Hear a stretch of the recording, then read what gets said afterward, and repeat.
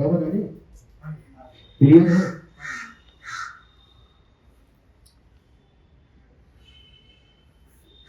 पौर्वाणिक स्वाध्याय वेलायाम कायोत्सर्गं करोम्यहम्।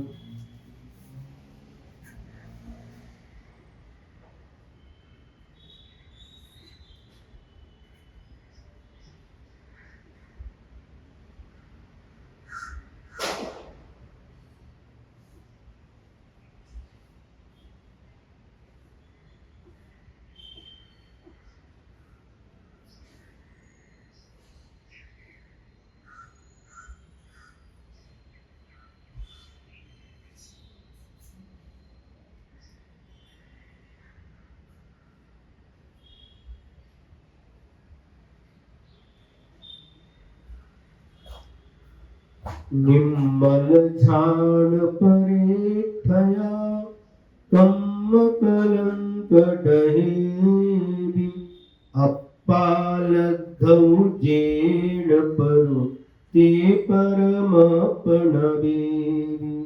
ते परमपणवेरि। दोहा सूत्र नंबर 31। बहुतब संजमुसीलु जिय सवै अकयथो।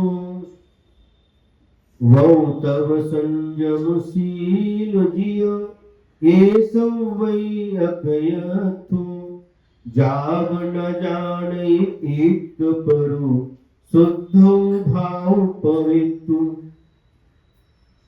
व्रतम तपः संयमः शीलं जीव एतानि सर्वाणि अकृतार्थानि यावत् न ज्ञायते एकः परः शुद्ध भावः पवित्र। जब तक जीव को एक परम शुद्ध पवित्र भाव का ज्ञान नहीं होता, तब तक व्रत तप संयम और शील ये सब कुछ भी कार्यकारी नहीं होते। क्या?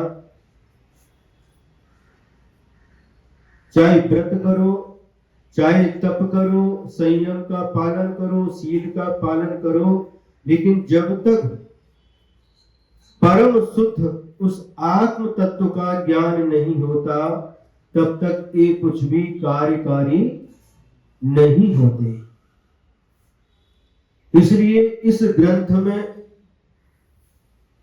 योगसार ग्रंथ में भी और इसके पहले परमात्म प्रकाश ग्रंथ में भी यही बात बार बार कही जा रही है कि जब तक आत्मा का ज्ञान नहीं है, क्या?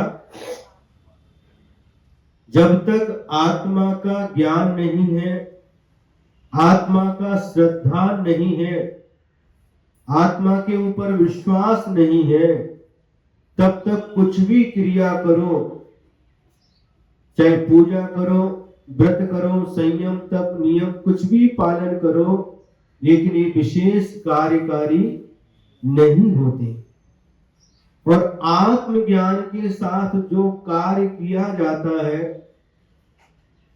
आत्मज्ञान के साथ थोड़ा भी तप किया जाता है, वह विशेष फलदायी होता है। और आत्मज्ञान के बिना बहुत तप करना भी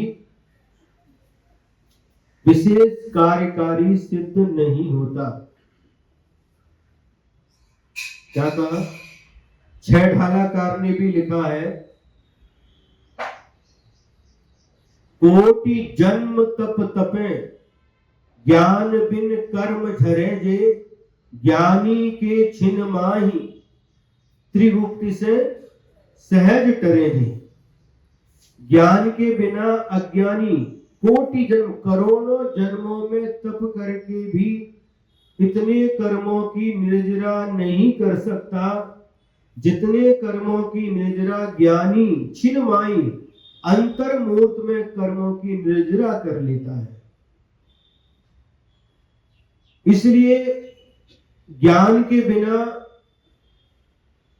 जो कोई भी धार्मिक अनुष्ठान किया जाता है, वह विशेष कार्यकारी नहीं होता। हम कोई भी कार्य करते हैं तो उसके पीछे कोई ना कोई उद्देश्य अवश्य रहता है, होता कि नहीं?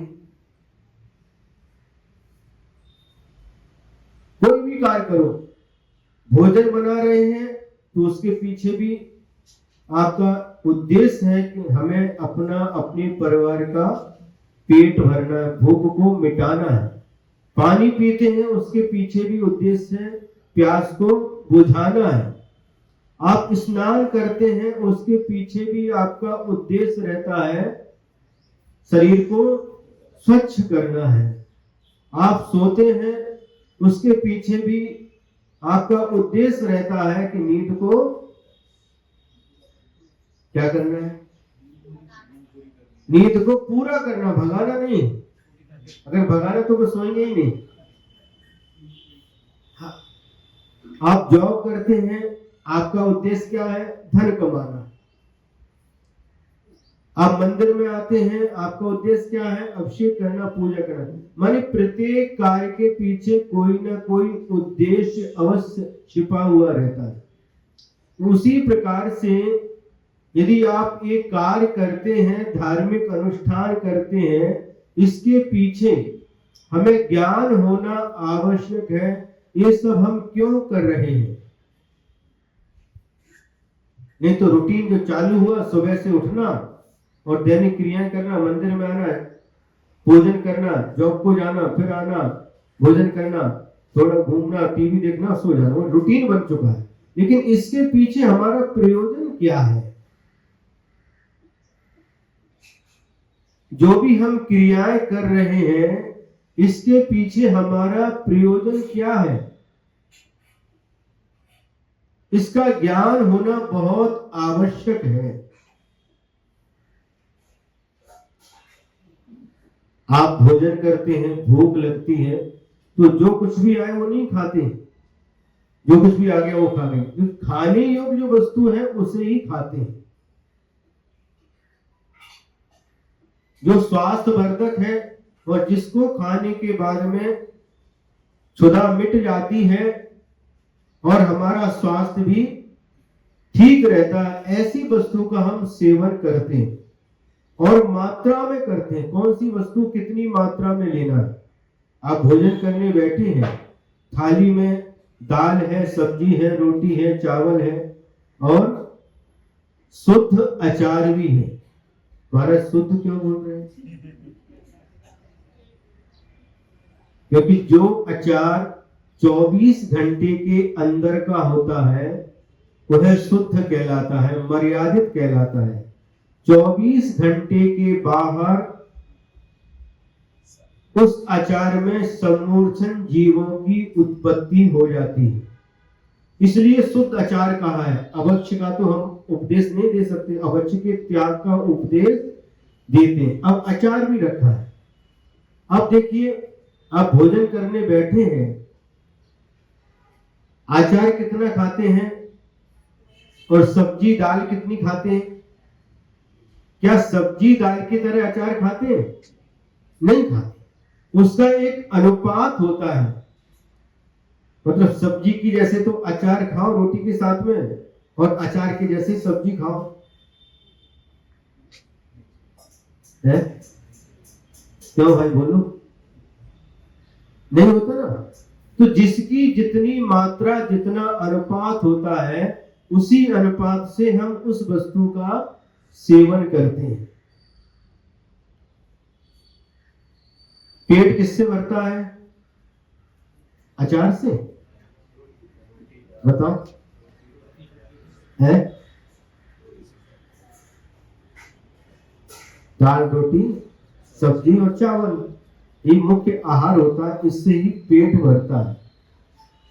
लेकिन बाकी जो वस्तु है, अचार है, पापड़ है, इससे पेट नहीं भरता। फिर क्यों खाते हैं?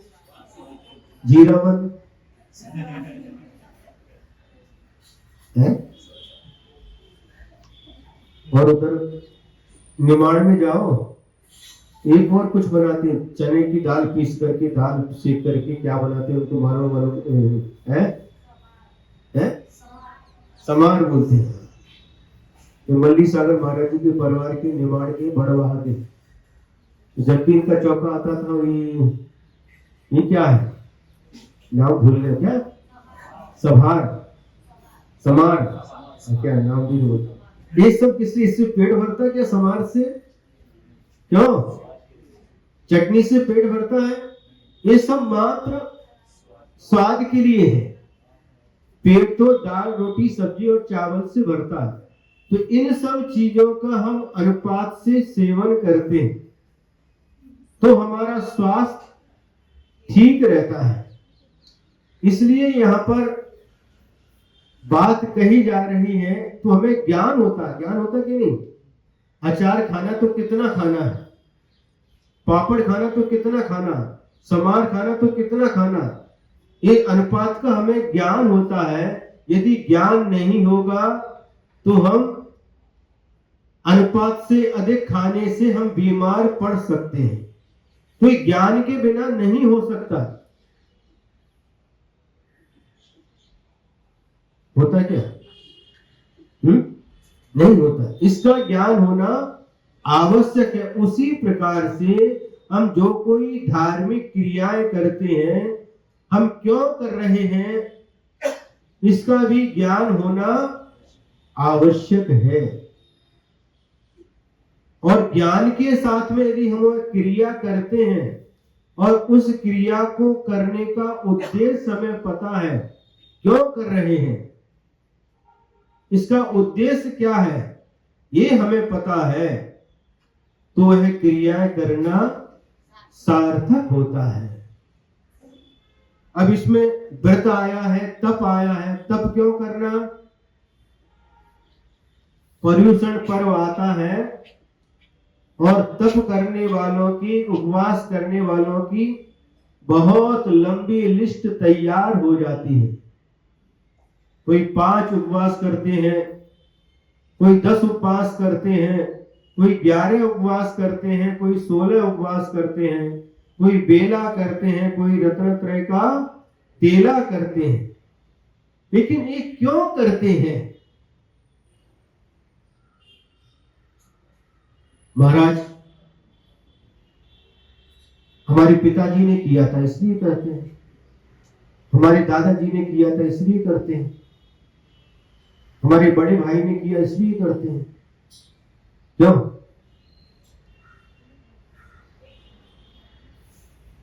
कोई कहता है इसके बाद में पारणा कराते हैं, गाजे बाजे के साथ में ले जाते हैं, हमारा नाम होता कि इन्होंने 10 उपवास की। अगर एक उद्देश्य है तो आचार्य कहते हैं ये तुम्हारा तप कोई कार्यकारी नहीं होगा। और मुनि महाराज के लिए भी किया, कहा है यदि आप तप करते हो और लोग हमें तपस्वी कहें, लोग हमारा जय जयकार करें, दुनिया में हमारा नाम हो, यदि यह उद्देश्य करके हे मुनि तू तप करता है तो तेरा तप व्यर्थ है। फिर तप करने का उद्देश्य क्या है? तो आचार्यों ने लिखा कर्म क्षयार्थम तप्यते इति तपः। कर्मों के क्षय करने के लिए, कर्मों की निर्जरा करने के लिए जो किया जाता है वह तप कहलाता है।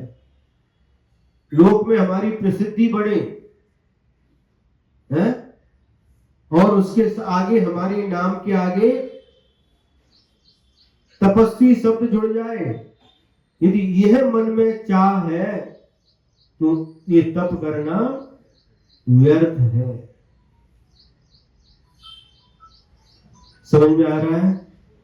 तो यहां कह रहे हैं कि आत्मज्ञान के बिना, उस पवित्र आत्मा के ज्ञान के बिना, चाहे व्रत करो, चाहे कितने भी तप कर लो, संयम का पालन करो, शील का पालन करो, ये विशेष कार्यकारी नहीं होते। और ज्ञान के साथ ये थोड़े भी किए जाते हैं तो विशेष फलदायी हो जाते हैं। जिस प्रकार से आपको पता है बीज बोने से क्या आता है? फिर अंकुर आता है, फिर पौधा बनता है, और पौधा बड़ा होकर के वृक्ष बन जाता है, और उस वृक्ष के ऊपर ऋतु के अनुसार फल आते हैं। ये आपको पता है। बीज बोना है तो आपने बहुत सारे बीज, गाय के बीज, आम के बीज लिए, और जाकर के जहां चट्टाने थी, पत्थर की बड़ी बड़ी चट्टाने थी, वहां पर ढेर सारे बीज डाल दिए, खाद भी डाल दिया, पानी भी दिया। क्या कभी उस आम की गुठली में से वृक्ष बनकर के तैयार होगा? नहीं होगा। और यदि आपने मिट्टी में, योग मिट्टी में उस आम की गुठली को डाल दिया, ऊपर से मिट्टी डाल दी, खाद पानी डाल दी, तो वहां पर वह अंकुर आएगा, पौधा बनेगा, आम का पेड़ बनेगा, और समय आने पर वह फल देगा। समय आने पर, बिना समय के नहीं। उसके लिए जितना समय आवश्यक है उतना समय बीतने के बाद ही फल आएगा। ऐसा हमने सुना था कि आम का बीज बोते हैं तो लगभग 20 वर्ष लगते हैं आम का फल आने के लिए। ऐसा हमने सुना था, हमको पता नहीं है। अलग अलग क्वालिटी हो सकते हैं। दशहरी अलग है, हापुस अलग है, लगड़ा अलग है, और केसर अलग है, बादाम अलग है। सबकी अलग अलग प्रकृति होगी। लेकिन हमने ऐसा सुना था कि 20 साल लगते हैं उसमें फल आने के लिए। तो इतना समय, जल्दी फल आ जाए क्यों? ज्यादा पानी डाल दो, ज्यादा खाद पानी जो आवश्यक डाल दो तो जल्दी फल आ जाए? नहीं आ सकता। धीरे धीरे रे मना, धीरे सब कुछ होए, माली सींचे 100 घड़ी, ऋतु आए फल होए।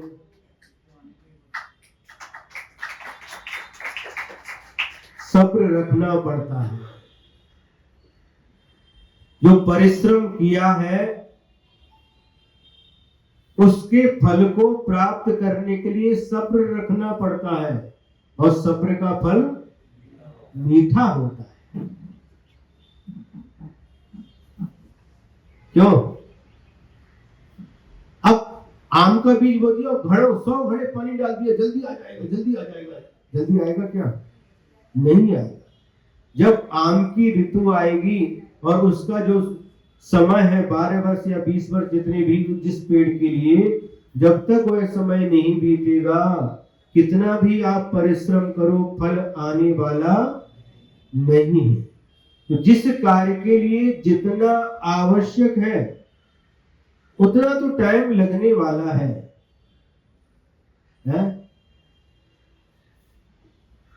महिला गर्भवती हो गई, अब जल्दी बच्चा हो जाए, वो 9 महीने लगना, कितना भी आप करो, वह जितना टाइम 9 महीने लगना है तो वो लगेगा ही। उसके बाद ही बच्चे का जन्म होगा। तो जिस कार्य के लिए जितना समय अपेक्षित है उतना समय बीतने के बाद ही वह कार्य संपन्न होता है। आगे कहते हैं, पुण्य पावै सग जिय, पावै नरय निवासु, बेठंडे भी अप्पा मुनै, तो लभै शिववासु। क्या कह रहे हैं? पुण्येन स्वर्गम प्राप्नोति, पुण्य से स्वर्ग की प्राप्ति होती है। पापेन नरक निवासम, और पाप से नरक में निवास करना पड़ता है। नरक निवासम शब्द लिखा है? सांगली में हमारा चातुर्मास हुआ था 2018 में। तो जब वहां से हम धामनी जाते थे तो वहां पर एक घर मिलता था लेफ्ट साइड में, और उस घर पर लिखा था स्वर्ग। क्या लिखा था? स्वर्ग या स्वर्ग निवास, कुछ ऐसा लिखा था। स्वर्ग तो लिखा था है, आप सांगली से जब जाओ तो देख लेना, स्वर्ग ही है ना, स्वर्ग लिखा था। तो घर के आगे स्वर्ग लिख लेते हैं, है? कहीं हमने ऐसा देखा नहीं कि किसी घर के बाहर नरक लिखा हो, है? क्यों? कभी हमने नहीं देखा कि घर के आगे नरक लिखा हो। और जब व्यक्ति मर जाता है और मरने के बाद उनके नाम के आगे स्व लिख करके बिंदु लगा देते हैं। इसका क्या मतलब है? स्वर्गीय। और महाराष्ट्र में कई लिखते हैं, कई। हमने पूछा भाई कई क्यों लिखते हैं, कई का मतलब क्या है? तो उन्होंने कहा महाराज कैलाशवासी, कैलाशवासी इसका अर्थ है। तो मरने के बाद में पहले जब जो पत्र भेजे जाते थे, क्या उसको बोलते हैं, शोक संदेश, उसमें उनके नाम क्या कि स्वर्गीय। और जब बच्चों की शादी होती है, किसी की दादाजी नहीं है, पिताजी, तो उनके आगे भी स्व लिखते हैं। तो स्व का मतलब क्या है? स्वर्गीय। तो क्या मरण करके सभी स्वर्ग में जाते हैं? नरक में कोई नहीं जाता। तो आचार्य कहते हैं कि जिन्होंने अपने जीवन में पुण्य कार्य का संपादन किया है और देव आयु का बंध किया है, ऐसे जीव स्वर्ग में देव पर्याय को प्राप्त करते हैं। और जिन्होंने अपने जीवन में पाप कार्य अधिक किए हैं, पापमय जीवन जिया है, ऐसे जीव नरक आयु का बंद करते हैं और मर करके नरक में जन्म लेते हैं। जिन्होंने पाप कार्य भी किए हो लेकिन मरने के बाद उनके नाम के आगे स्वर्गीय लिखते हैं। जीवन भर पाप किया हो लेकिन फिर भी स्वर्गीय। पाप करने से स्वर्ग कैसे जा सकते हैं? गए नरक में लेकिन फिर भी स्वर्गीय लिखते हैं। ये हमारी भारतीय संस्कृति है। क्योंकि कभी किसी को नरकी क्यों लिखें? सबके प्रति सद्भावना रखने वाला ये जैन धर्म है, ये भारत देश है। यहाँ प्रत्येक प्राणी के प्रति सद्भावना रखी जाती है, प्रत्येक प्राणी के प्रति अच्छे विचार रखे जाते हैं, प्रत्येक प्राणी के प्रति मैत्री भाव रखा जाता है। इसलिए यह प्रचलन है, मरने के बाद कोई कैसा व्यक्ति भी हो उसके आगे स्वर्गीय लिखते हैं। अब किसी से पूछो आप कहां जाना चाहते हो, क्यों भाई? यदि किसी से प्रश्न पूछो, इस सभा में पूरी सभा भरी हुई है, हम प्रश्न पूछते हैं कि आप नरक जाना चाहते हैं या स्वर्ग? बताओ, बोलो तो। मौन लेके आए क्या? जहां पर बोलना चाहिए वहां पर आप मौन रहते हैं और जहां पर मौन रहना चाहिए वहां पर बोलते हैं। कहां जाना है? स्वर्ग जाना है। एक व्यक्ति भी नहीं चाहेगा कि मैं नरक जाऊं। ये तो मनुष्यों की सभा है। यदि हम और भी जो तिरंज प्राणी हैं उनकी सभा भर दी जाए और उन सबसे पूछा जाए कि मर करके कहां जाना चाहते हो, स्वर्ग के नरक, एक पर टिक करो। तो पशु पक्षी भी स्वर्ग ही जाना चाहते हैं। मर करके कोई भी नरक जाना नहीं चाहता, लेकिन आचार्य कहते हैं कि चाहने मात्र से हमें स्वर्ग नहीं मिल सकता और चाहने मात्र से हम नरक से बच नहीं सकते।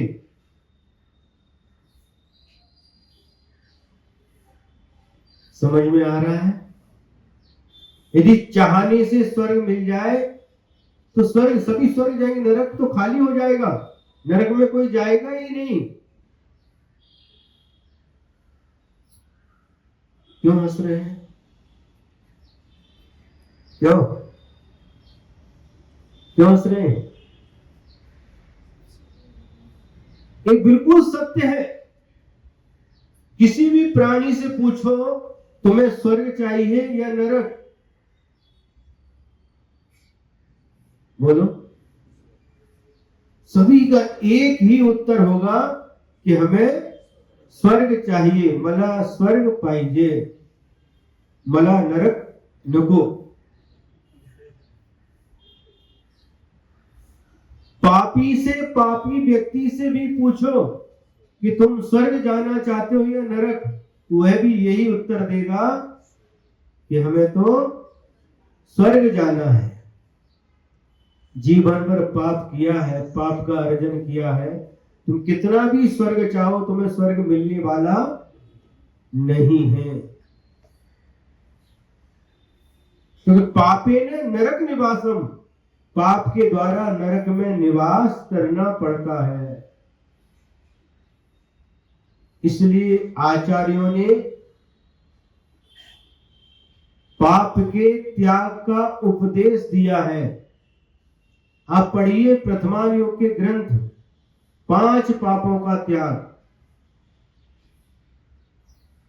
जीव हिंसा का त्याग, झूठ बोलने का त्याग, चोरी करने का त्याग, अब्रह्म का त्याग और परिग्रह को सीमित करने का उपदेश दिया है। या परिग्रह को त्याग का उपदेश दिया है। ये क्या है? ये क्या है? ये 5 पाप कहलाते हैं। इन पाप के त्याग का उपदेश दिया है, यानी आचार्यों ने हमें नरक से बचाने का उपदेश दिया है।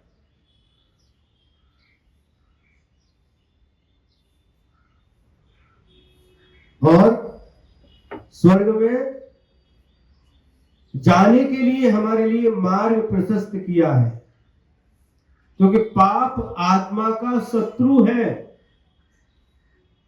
और धर्म आत्मा का मित्र है। आप किसके साथ रहना चाहते हैं? मित्र के साथ या शत्रु के साथ? है मित्र के साथ। शत्रु को तो देखना भी पसंद नहीं करते। शत्रु यदि सामने दिख जाए तो चेहरे की आकृति में अंतर आ जाता है, मुंह फेर लेते हैं, उसको देखना भी पसंद नहीं करते। होता है कि नहीं? बोलो, होता है। और पाप रूपी शत्रु को लेकर के आनंद के साथ उसके साथ में रहते हैं।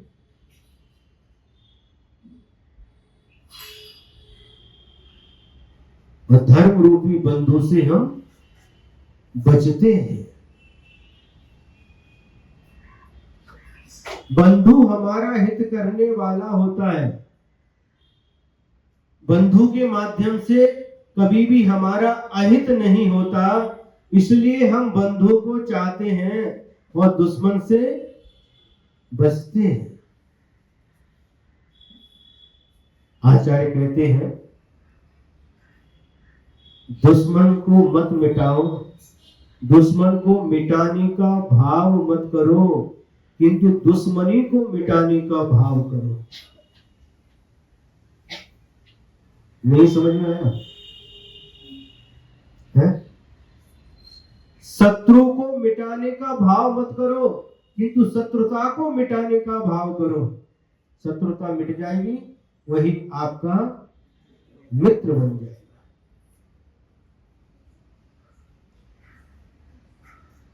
कौन चाहिए है? क्या बोलते हैं महाराज, this is my best friend.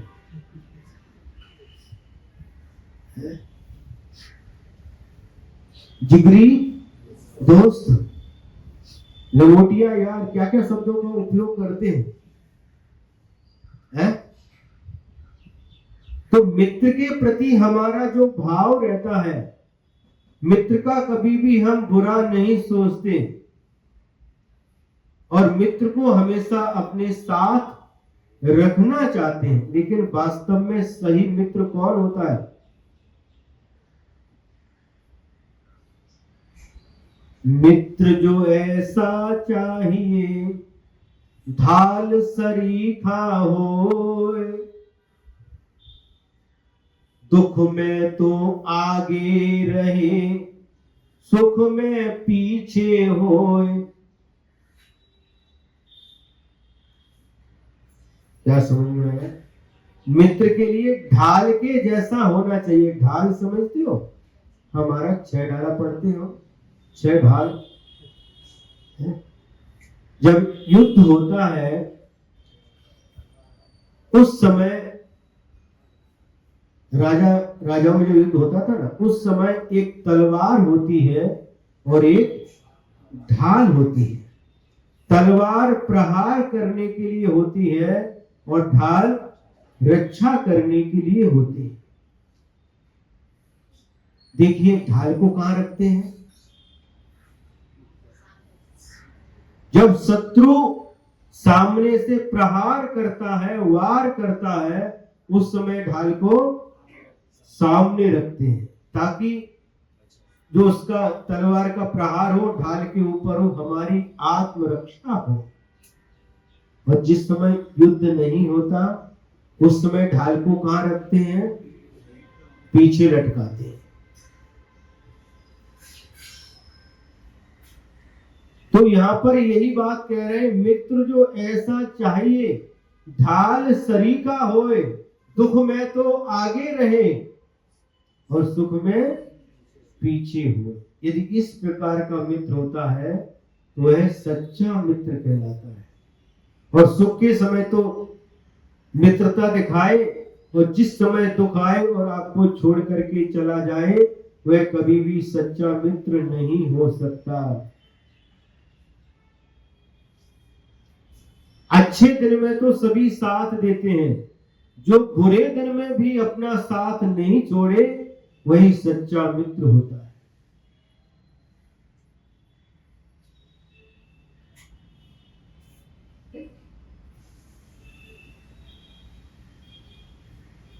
समझ में आ रहा है?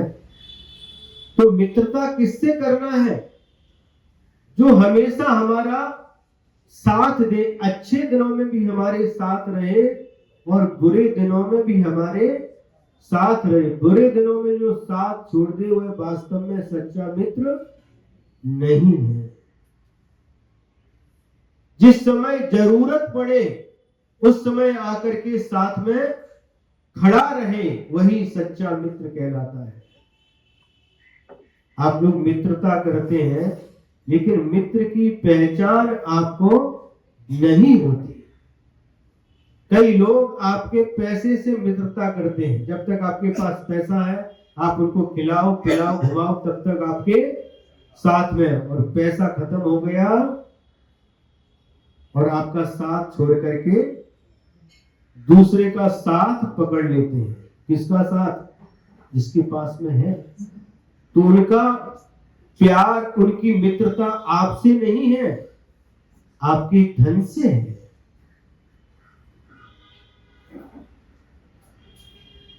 यदि सच्ची मित्रता हो, सच्चा प्यार हो तो कभी भी आपका साथ छोड़ने वाला नहीं है। देखिए श्री राम राजा दशरथ के पुत्र, सीता राजा जनक की पुत्री, और इन दोनों का विवाह हो गया। और विवाह होने के बाद में जिस समय राम और लक्ष्मण वनवास के लिए जा रहे हैं, सीता भी क्या कहती है, मैं भी आपके साथ चलूंगी। श्री राम समझाते हैं कि नहीं, तुम राजा जनक की पुत्री हो और राजमहल में ठाठ बाट के साथ तुम्हारा लालन पालन हुआ है, तुम जंगल के दुखों को सहन नहीं कर पाओगी। जब तक मैं वापस नहीं आता तब तक तुम यहीं अयोध्या में राजा दशरथ और मां कौशल्या के साथ में रहो, मैं वापस आऊंगा नहीं। सीता ने क्या कहा? जो कुछ भी हो, कितने भी दुख आए, कितने भी संकट आए, लेकिन मैं आपके साथ ही रहूंगी। आप राजमहल में रहोगे तो मैं आपके साथ राजमहल में रहूंगी, और आप जंगल में रहोगे तो मैं आपके साथ जंगल में रहूंगी। मेरा आपके साथ विवाह हुआ है, मैं कभी भी आपको छोड़ करके नहीं रहूंगी। इसको कहते हैं, क्या कहते हैं इसको? बोलो, क्या बोलते हैं? वाह, दादाजी ने परिभाषा होता है, इसको बोलते हैं सच्चा प्रेम। बिल्कुल सही, सच्चा प्रेम है। और देखिए, जो पत्नी है, भारतीय संस्कृति के अनुसार पत्नी के आगे एक शब्द और जोड़ा जाता है। कौन सा शब्द जोड़ते हैं? धर्म शब्द जोड़ते हैं। देखिए, भारतीय सभ्यता क्या, ये पूछो ये आपकी कौन है? क्यों अक्षय? सुरभि है, पूछो ये कौन है आपकी? तो क्या बोलते हैं? ये हमारी धर्म पत्नी है। पत्नी के आगे धर्म शब्द लगा है। और कभी पत्नी से पूछो, उनके पति सामने खड़े हैं, ये तुम्हारे कौन है? तो कोई भी पत्नी धर्मपति नहीं बोलती। पति के आगे कोई भी पत्नी धर्म शब्द नहीं जोड़ती। लेकिन पति अपनी पत्नी के आगे धर्म शब्द जोड़ करके बोलता है, ये हमारी धर्म पत्नी है। और पत्नी कभी भी नहीं कहती कि हमारे धर्म पति है। सोचा कभी? लेकिन पति के आगे धर्म नहीं लगाते, लेकिन पति के पीछे देव शब्द जरूर लगाते हैं, परमेश्वर शब्द भी लगाते हैं। क्यों हंस रहे हैं महाराज? आज पति पत्नी तो शब्द चला गया, आज वाइफ और हस्बैंड।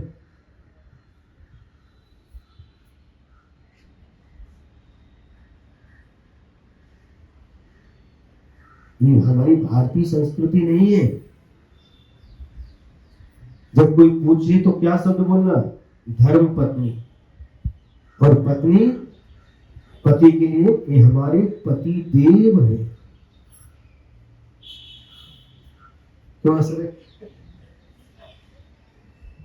क्यों हंस रहे? पति के पीछे देव शब्द लगाते हैं और पत्नी के आगे धर्म शब्द लगाते हैं।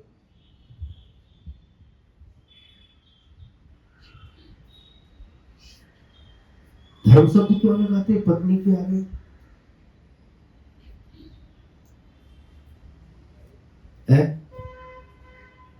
पत्नी के आगे धर्म शब्द क्यों लगाते हैं?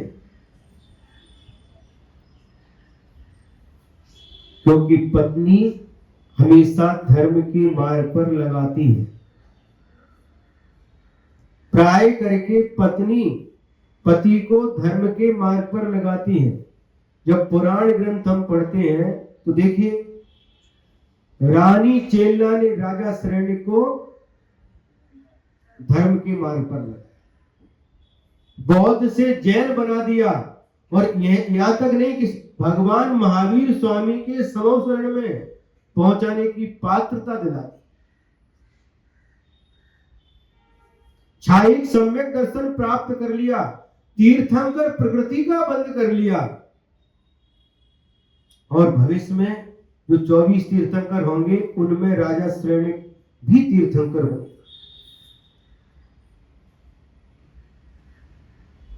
सच्ची पत्नी कौन सी होती? धर्म पत्नी, जो पति को धर्म के मार्ग पर लगाए, कभी भी धर्म के मार्ग में जाने से रोके नहीं। कई पत्नी ऐसी होती हैं, प्रवचन सुनने गए महाराज जी के, लेट हो गए थोड़ा, क्या है इतनी लेट कैसे हो गए, जाओ महाराज जी के पास ही।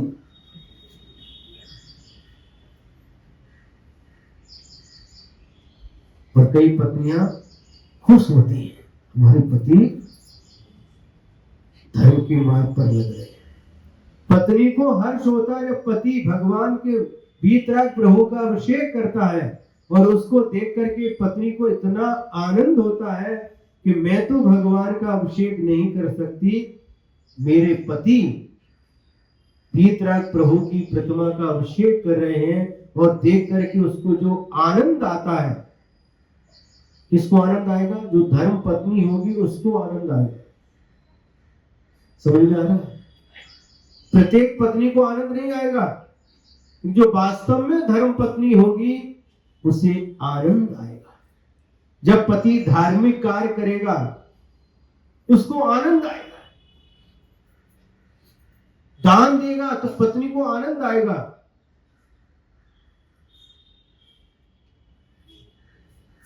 और कभी कभी ऐसी पत्नी भी होती है, पति दान बोलते हैं तो वो आंख दिखाते, कभी नजर के मारे, आपको कैसे पता? सामने बैठे रहते दोनों, ऐसे आंख कर देते।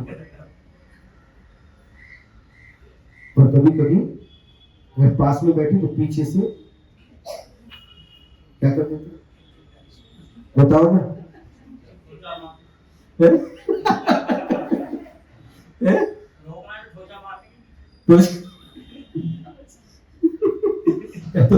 तो शर्ट खींचेंगे, नहीं तो पीछे से।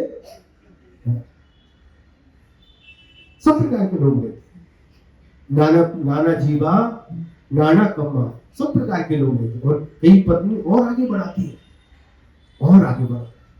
तो सच्ची धर्म पत्नी होती है, पति को धर्म के क्षेत्र में और आगे बढ़ाती, कभी भी रोकती नहीं।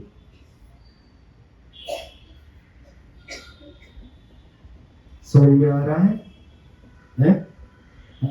महाराज बिल्कुल, हम तो अच्छी तरह से समझ में आ रहा है। अनुभव हमें बहुत पुराना एक्सपीरियंस अच्छी तरह से हमें समझ में आ रहा है। और जब धर्म पत्नी हो तो फिर उसी के माध्यम से धर्म का प्रवाह आगे बढ़ता है। आचार्य गुरुदेव श्री विद्यासागर महाराज जी ने एक हाइकू लिखा है, विवाह बिना क्या कभी आगे बढ़ा धर्म प्रवाह। धर्म को आगे बढ़ाने के लिए विवाह किया जाता है।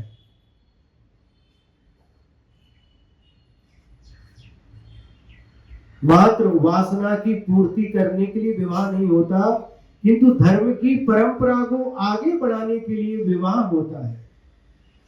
यदि पत्नी धर्म पत्नी होती है तो संस्कारित संतान को जन्म दे सकती है। यदि पत्नी धर्म पत्नी है, संस्कारित है, तो बच्चे को अच्छी तरह से संस्कारित कर सकती है। इसलिए लिखा है, one mother is better than 100 teachers. 100 शिक्षक की अपेक्षा से एक मां है क्या होती है? बेहतर होती है। 100 टीचर की अपेक्षा से एक मां बेहतर होती है। और माँ की गोद में जो शिशु पलता है, माँ के हाथों से जो पल पुस करके बड़ा होता है, माँ उसको जो संस्कार देती है और वही संस्कार उस बच्चे के अंदर आते जाते। जन्म देने के बाद तो ये संस्कार की प्रक्रिया चालू होती है, लेकिन गर्भ में भी 9 महीने माँ के संस्कार बच्चे के ऊपर आते हैं। माँ जैसा सोचती है, माँ जैसा विचार करती है, माँ जैसा आचरण करती है, उसी प्रकार के संस्कार उस बच्चे के ऊपर आ जाते हैं। एक घटना मुझे याद आती है, सन 2000 की, गुरुदेव के साथ में अमरकंटक में चातुर्मास चल रहा था और राजस्थान का एक परिवार दर्शन के लिए आया और 2.5 साल का 3 साल का एक बच्चा था। सभी नमोस्तु कर रहे हैं, उसको बोलो नमोस्तु करो, तो नमोस्तु नहीं कर रहा। और वहां पर दूसरे महाराज जी थे, उसकी उनकी पार्टी पर चढ़ करके खिड़की थी, खिड़की पर बैठ गया और ऐसे गोली से भून दूंगा, गोली से भून दूंगा, ऐसे एक्शन के साथ गोली से भून दूंगा। तोतली भाषा थी, बच्चा था, क्या बोल रहा है, 3-4 बार बोला तो समझ में आ गया। माँ उसको रोक रही है, पिता रोक रहे, ऐसे नहीं बोलते, वो बंद कर रहे, गोली से भून दूंगा, गोली से भून दूंगा। हमने सोचा इतना 2.5-3 साल का बच्चा और ऐसा कैसे बोल सकता है, इसमें कारण क्या है? कोई कार्य हो रहा है तो उसके पीछे कोई ना कोई कारण अवश्य छिपा रहता है। हमने उसकी माँ से पूछा, जब ये तुम्हारे पेट में था उस समय तुम विशेष कौन सा कार्य करती थी? महाराज सीरियल देखती थी। सही बोल रहा था। सीरियल में भी कौन से सीरियल है? जो मारने वाले सीरियल होते थे वो देखती थी। सोनी पिक्चर देखती थी। सोनी मारने वाली पिक्चर है? मतलब ऐसे सीरियल देखे जिसमें मारने की बात होती है। बस वही बिल्कुल समझ में आ गया, इस बच्चे का दोष नहीं है, इस माँ का दोष है। 9 महीने जब गर्भ में थी तो ऐसे सीरियल देखे, वैसे ही संस्कार उस बच्चे की अंदर आ गए। जब माँ गर्भवती होती है उस समय माँ की विशेष जिम्मेदारी होती है, पिता की, परिवार की भी जिम्मेदारी होती है कि उस बच्चे के ऊपर अच्छे संस्कार पड़े। इसलिए हमें विशेष सावधानी की आवश्यकता होती है। भगवान का अभिषेक देखना, पूजन करना, आहार देना। महाराज गर्भवती महिला आहार दे सकती है? हाँ दे सकती है, 5 महीने के गर्भ तक दे सकती है। 6वां महीना प्रारंभ होते ही फिर नहीं दे सकती, लेकिन पूजन 9वें महीने तक कर सकती है, कोई दिक्कत नहीं। स्वाध्याय करना, प्रवचन सुनना, नमोकार मंत्र का जाप देना, भक्तांबर पढ़ना, 12 भावना पढ़ना, ऐसा करने से उस बच्चे के ऊपर धार्मिक संस्कार पड़ते जाते हैं। कई लोग आते महाराज गर्भ संस्कार कर दो। गर्भ संस्कार हम क्या करेंगे? मां करती है।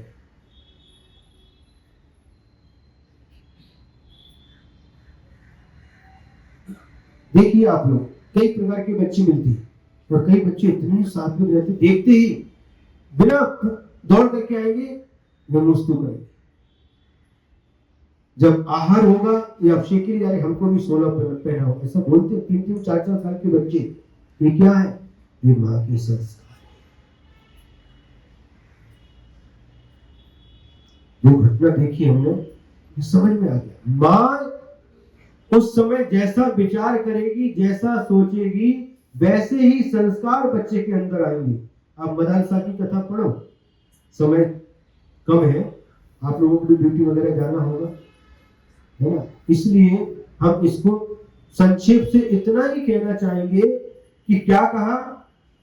पुण्य से स्वर्ग की प्राप्ति होती है और पाप से नरक की प्राप्ति होती है।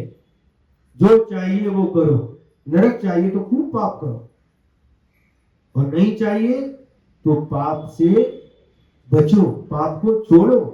स्वर्ग चाहिए तो पुण्य करो, और यदि मोक्ष चाहिए तो पुण्य और पाप दोनों को छोड़ो। छोड़ना नहीं पड़ेगा, अपने आप छूट जाएगा। बे छंडवी अप्पा द्वे त्वक्ता आत्मानम जानाति ततः लभते शिववासम। और इन दोनों को, पुण्य और पाप को छोड़ करके जो आत्मा को जानता है वह मोक्ष को प्राप्त करता है। क्या चाहिए? काय पाहिजे? महाराज मोक्ष का। तो मोक्ष डायरेक्ट तो मिलता नहीं, यह क्रम है। सबसे पहले पाप छोड़ना, तो इससे नरक से बच जाओगे, नरक में नहीं जाना पड़ेगा। फिर पुण्य है तो पुण्य तो अभी प्रत्येक कार्य में पुण्य तो मिलेगा ही, ये अभी छूट नहीं सकता। पुण्य को छोड़ा नहीं जाता, पुण्य अपने आप छूट जाता। कब छूटेगा? मुनि बनने के बाद, जब आत्म साधना करते करते हम बहुत ऊपर उठ जाएंगे तो पाप से, पुण्य से भी हम ऊपर उठ जाएंगे। तो इन दोनों को छोड़ने से मोक्ष की प्राप्ति होती है। बहुतो संयमशील जिया यू सब वैभवहारु, मोक्ष है कारण एक मुनि जो तै लोय सारु। व्रतम तपः संयमः शीलम जीव इति सर्वाणि व्यवहारा, मोक्षस्य कारणम एकम जानी यह त्रिलोकस्य सारा। ये तीन लोक का सार है। व्रत, तप, संयम, शील, ये सब व्यवहार से माने जाते हैं। मोक्ष का कारण तो एक ही समझना चाहिए, जो तीन लोकों का सार है। वह क्या है? तो मोक्ष का जो कारण है वह क्या है? वह तीन लोक में सारभूत क्या है? वह आगे के दोहा सूत्र नंबर 34 से कहते हैं। अप्पा अपई जो मुनि जो पर भाव चये, सो पावै शिवपुरी गमनु जिनवरु एम भणे। आत्मानं आत्मनः आत्मानं आत्मना यह जानाति यह पर भावम त्यजति स प्राप्नोति शिवपुरी गमनम जिनवरः एवं भणति। जिनेन्द्र भगवान ने ऐसा कहा है। क्या कहा है? जो आत्मा को आत्मा से जानता है। इधर देखिए, इधर देखिए, इधर ध्यान दीजिए, उधर ध्यान दीजिए, एकाग्रता से सुनिए। ये कितनी दुर्लभ बातें हैं जो हमें सुनने के लिए मिल रही हैं, इसलिए एकाग्र चित्त से सुनिए। इधर उधर मत देखिए, कौन आया कौन गया उसकी तरफ ध्यान मत दीजिए। क्या कह रहे हैं? जो आत्मा को आत्मा से जानता है और पर भावों को, पर संबंधों को तोड़ देता है, पर पदार्थों के प्रति जो संबंध जोड़ा था उन सबको छोड़ देता है। पर पदार्थों को छोड़ना मतलब पर पदार्थों से संबंध तोड़ देना। पर पदार्थों से, पर भावों से संबंध को तोड़ करके जो अपनी आत्मा को अपनी आत्मा से जानता है वह शिवपुरी को जाता है। शिवपुरी का मतलब कोई गांव नहीं है। मध्य प्रदेश में एक शहर का नाम भी शिवपुरी है। पता क्या? ग्वालियर, अशोकनगर, उस तरफ कहीं है शिवपुरी। हम गए वहां पर। उस गांव का नाम है शिवपुरी। जब घर में थी तो वहां पर बुआ जी रहती थी तो कभी जाना होता था वो शिवपुरी में। तो यहाँ पर वो शिवपुरी नहीं है। क्या?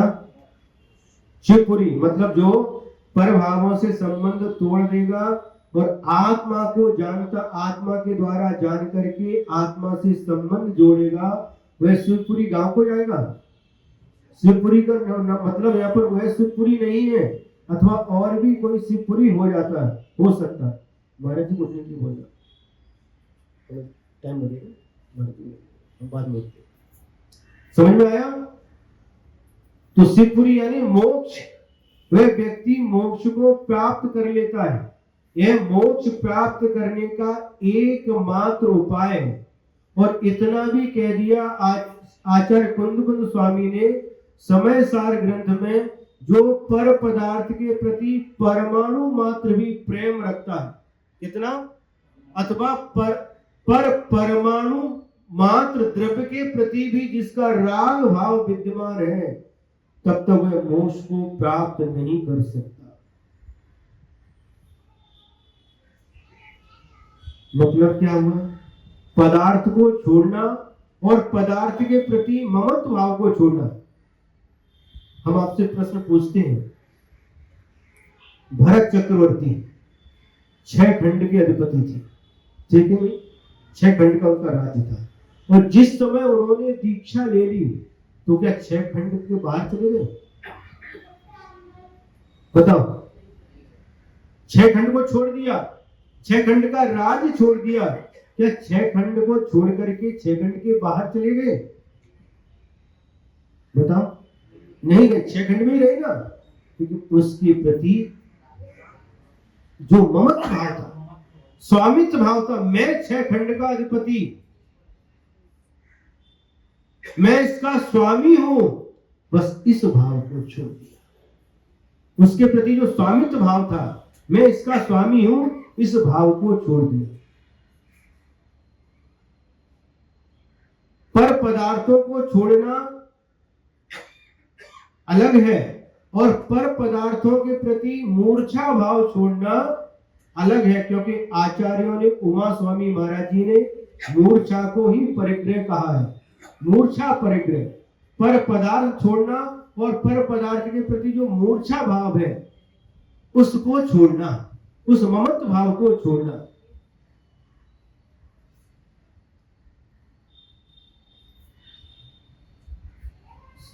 सुनना और सुनाना आसान होता है, पर पदार्थ को छोड़ना फिर भी सरल है, लेकिन पर पदार्थ के प्रति जो ममत्व भाव है, जो मूर्छा भाव है, उसको छोड़ना कठिन होता है।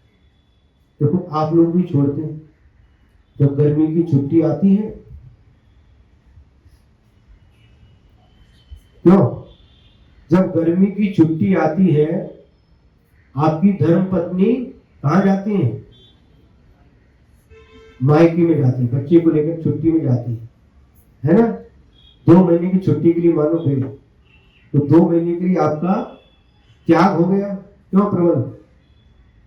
2 महीने के लिए त्याग हो गया, लेकिन 2 महीने के लिए पत्नी का तो त्याग हुआ, त्याग नहीं हुआ, उसके प्रति क्या ममत्व भाव छूटा? मायके जाने के बाद भी प्रतिदिन हेलो,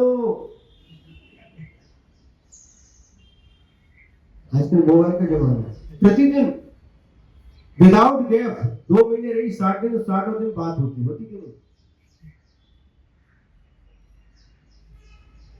पहले जमाना नहीं था, पहले पत्र चलते थे, पत्र डाला तो कभी, जब डाला 8-15 दिन पहुंचता था, 3-4 पत्र में ही बात हो जाती है।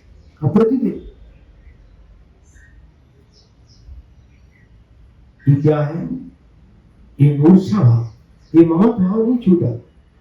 यहां पर कह रहे हैं कि प्रत्येक द्रव्य के साथ में, यहां तक कि इस शरीर के साथ भी यदि परमाणु मात्र भी राग है, तब तक यह, बस 10 मिनट में समाप्त करते हैं, खत्म होने वाले, 10 मिनट में पूरा करते हैं।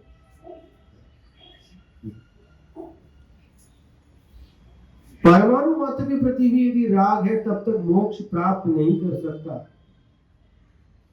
यदि मोक्ष प्राप्त करना है तो पर पदार्थ, जिस शरीर को आदि लेकर के जितने भी पर पदार्थ हैं, उन सब के प्रति राग को छोड़ना पड़ेगा, द्वेष को छोड़ना पड़ेगा, ममत्व भाव को छोड़ना पड़ेगा, आसक्ति छोड़नी पड़ेगी, मूर्छा भाव छोड़ना पड़ेगा, और अपनी आत्मा के साथ संबंध जोड़ना पड़ेगा, तब हमें मोक्ष की प्राप्ति हो सकती है।